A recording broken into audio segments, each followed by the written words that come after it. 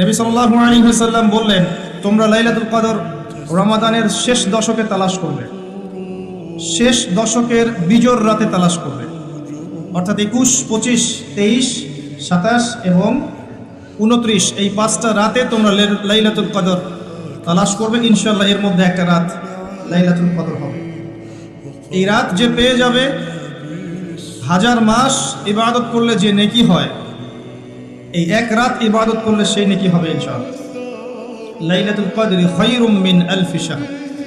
এবং এই রাতে কি হয়? তানাজ্জালুল মালায়েকাতু ওয়ার রূহু ফিহা বিইذনি রাব্বিহিম মিন কুল্লি আমর। এই রাতে ফেরেশতা মণ্ডলী আসমান থেকে নেমে আসেন পৃথিবীতে, এবং তাদের সর্দার হচ্ছেন জিবরাইল আলাইহিস সালাম।